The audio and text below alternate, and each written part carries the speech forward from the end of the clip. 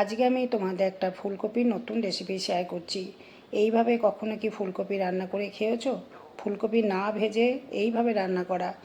সেই জন্য প্রথমে ফুলকপিটাকে ভালো করে ভাপিয়ে নিতে হবে গরম জলে। জলটা গরম হয়ে গেলে নুন দিয়ে তারপরে ফুলকপিটা ছেড়ে দিলাম। গ্যাসের ফ্লেমটাকে অফ করে দিয়ে তারপরে মটরশুঁটিটা দিচ্ছি। ফুলকপিটা অর্ধেকটার বেশি সিদ্ধ হয়ে যাবে। এমনভাবে সিদ্ধ হবে যেন ফুলকপিগুলো গোটা থাকে আর মটরশুঁটিটা গরম জলে সিদ্ধ হয়ে যাবে। এখন গরম জলে সব কিছু ডোবানো থাক।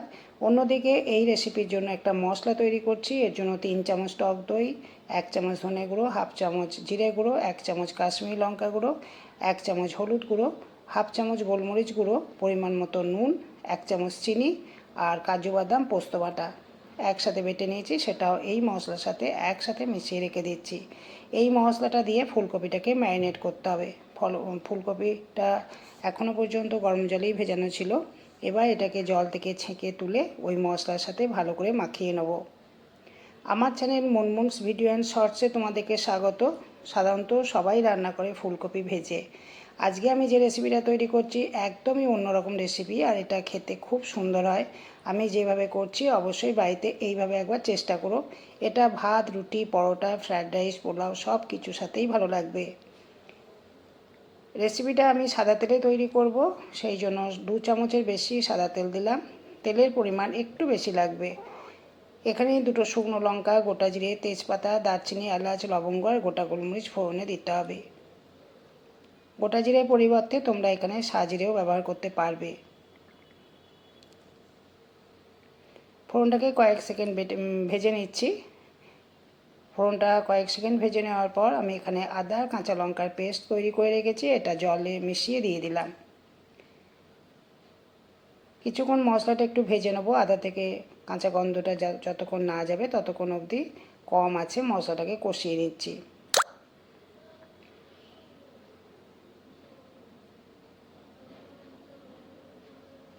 সামান্য জল দিয়ে আঁচটাকে একটু বাড়িয়ে দিলাম। তারপরে মশলাটাকে কষিয়ে নিয়ে ম্যারিনেট করা ফুলকপিটা দিয়ে দিচ্ছি।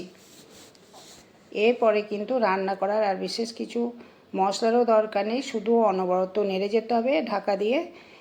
কিছুক্ষণ অন্তর অন্তর এটা খুলতে হবে আর নাড়তে হবে। এইভাবেই এটা সম্পূর্ণভাবে কষিয়ে নিতে হবে মশলার সাথে। একটু মাখো মাখো হবে, খেতে কিন্তু খুব সুন্দর হবে। 4টে কাঁচা লঙ্কা মাঝামাঝি সময় এসে দিয়েছি।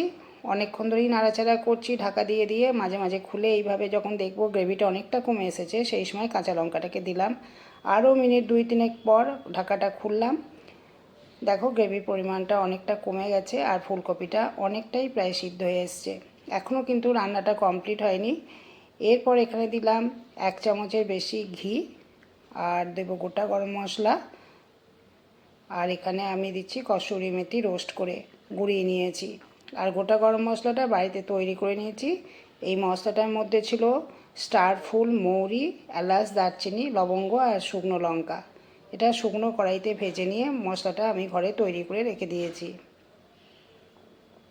আবারও কিছুক্ষণ ঢাকা দিয়ে এটাকে কম আঁচে কষাতে হবে। যখন দেখবে তেলটা উপরে উঠে এসেছে তখন কিন্তু রান্নাটা একদমই কমপ্লিট। রান্না তৈরি হয়ে গেছে ফুলকপির এই নতুন রেসিপিটা। যদি রেসিপিটা পছন্দ হয় অবশ্যই ভিডিও শেষে লাইক এবং কমেন্ট করো। আর যারা এখনও পর্যন্ত আমার চ্যানেলটিকে সাবস্ক্রাইব করোনি তাদেরকে আমি অনুরোধ করব আমার চ্যানেলটিকে সাবস্ক্রাইব করে দেওয়ার জন্য। ধন্যবাদ।